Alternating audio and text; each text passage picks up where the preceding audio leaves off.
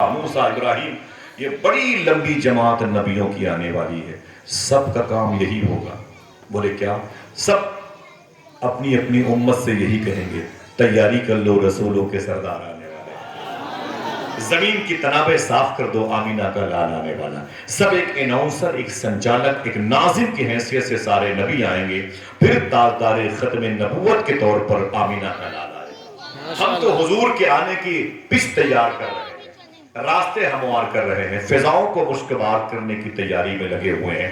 وہی نور محمدی صلی اللہ علیہ وسلم جب آگے بڑھا تو بڑی لمبی داستان ہے، ابراہیم علیہ السلام سے لے کر کے جناب عبد مناف تک۔ عبد مناف وہ قصی کے بیٹے ہیں، وہ کلاب کے، وہ مرہ کے، وہ فہر کے، وہ لوئی کے، وہ بڑا لمبا سلسلہ چلا گیا۔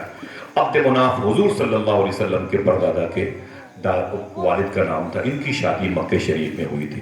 جب ان کی شادی مکہ شریف میں ہوئی تو عبد مناف کی پیشانی پہ نور مصطفیٰ چمکتا تھا۔ وہی چمک ان کے گھر میں ایک بیٹا پیدا ہوا 1 سال کے بعد، اس کا نام رکھا حضرت ہاشم۔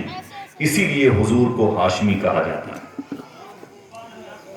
اسی لیے مولا عباس اتنے لمبے قد کے تھے، خوبصورت تھے کہ ان کو قمر بنی ہاشم کہا جاتا ہے، ہاشم خاندان کا چاند کہا جاتا ہے۔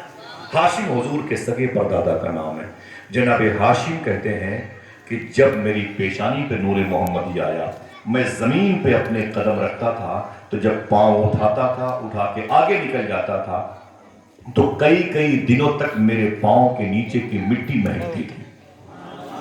لوگ مجھ سے بولتے ہاشم بڑے کمال کا ہے، تیرے قدم کی مٹی مہکتی ہے، تو میں کہتا نا نا نا نا، میرا کوئی کمال نہیں، سارا کمال نور محمدی کا ہے۔ سبحان اللہ، نور والا آیا ہے۔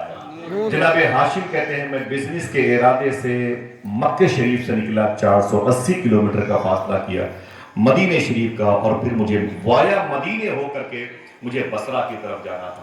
اور جب میں بصرہ جا کے واپس آیا تو مدینہ شریف سے ہو کر کے جب میں مکہ آ رہا تھا تو مدینہ شریف میں ایک خاندان تھا جس کا نام تھا قبیلہ بنو نجار۔ اس خاندان میں ایک لڑکی تھی، اس لڑکی کے ماں باپ نے جناب ہاشم کو دیکھا، روک لیا۔ بولے ہاشم تم کون ہو؟ بولے ہاشم نام ہے۔ بولے باپ کا نام کیا ہے؟ بولے عبد مناف۔ بولے وہ کس کے بیٹے؟ بولے قصی کے۔ وہ ہاشم نام۔ بولے تمہارا تو خاندان بڑا اونچا ہے۔ بولے ہاں، کعبے کا مجاور ہوں، میں کعبے کا متولی ہوں، زوار کعبہ کی خدمت کرنے والا، مہمانان کعبہ کو کھلانے پلانے والا، کعبے کی چابی میرے باپ کے ہاتھ میں، میں اس کا متولی، نائب۔